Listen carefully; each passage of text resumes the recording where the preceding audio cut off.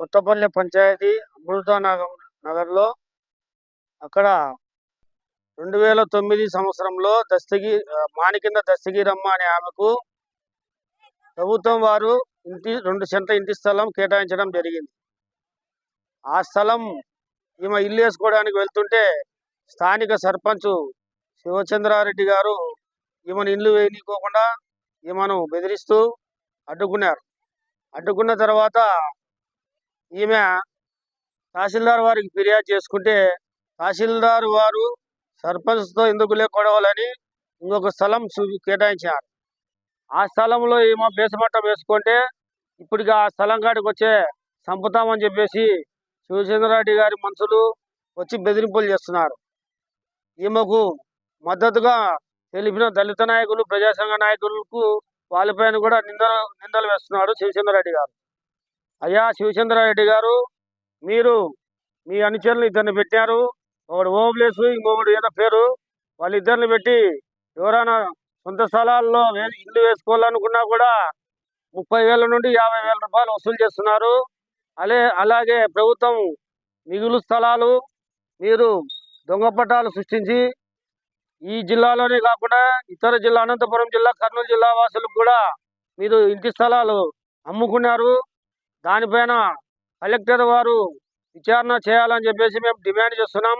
అదేవిధంగా గతంలో తహసీల్దార్ వారు ఒక్కొక్కరికి 2 పట్టాలు ఇచ్చింటే ఇప్పుడు ప్రస్తుతం ఉన్న తహసీల్దార్ వారు ఈ ప్రజలకు సమస్యలు తీర్చడానికి ఒకరికొకరు అరుచుకోవద్దని చెప్పేసి అడ్జస్ట్మెంట్ చేస్తా ఈ ఒక్క ప్లాట్ మీద 2 పేర్లు ఉంటే వాళ్ళకి ఇంకొకసారి కేటాయించడం, ఇలా న్యాయం చేయడం వల్ల అక్కడ సమస్యలు తగ్గుముఖం పట్టినాయి.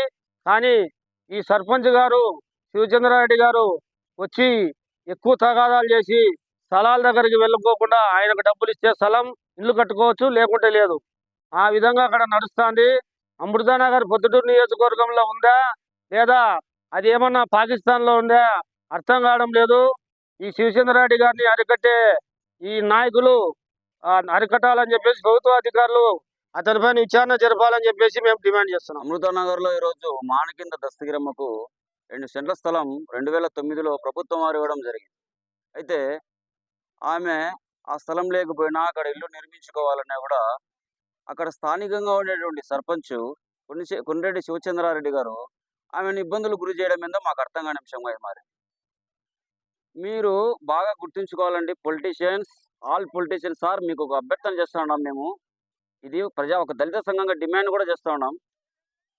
మీరు ప్రజల్లోకి వచ్చినప్పుడు ఓట్లు అడిగి మేము మీకు సేవకులమని వస్తారు.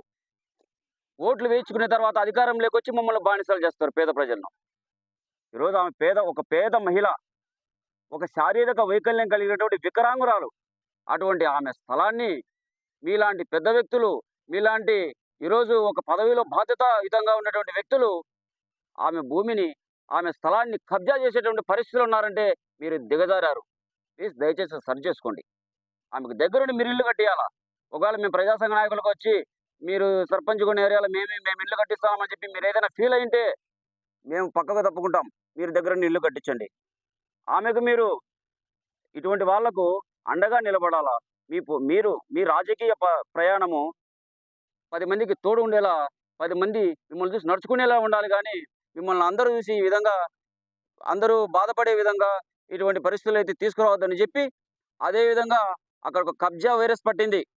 అమృతానగర్కు కబ్జా వైరస్ లోపల పాకిపోతా ఉంది. వాటిపైన మాట్లాడండి. అవసరమైతే మమ్మల్ని కూడా పిలిచండి. ఆ కబ్జా చేసే వాళ్ళ మేము ధర్నాలు చేస్తాం, దానిపైన ఉద్యమం తీసుకొస్తాం. అటువంటి మంచి పనులు చేసుకుందాం. కానీ పేద వికరాంగురాలైనటువంటి మానికింద దస్తగిరమ్మ స్థలాన్ని ఇవ్వాల్సిందే, ఆమె ఇల్లు కట్టుకోవడానికి మీరు సహకరించాల్సిందే అని చెప్పి నేను దళిత సంఘంగా డిమాండ్ చేస్తూ ఉంటాను. ఐసీసీ సంఘంగా. థ్యాంక్స్.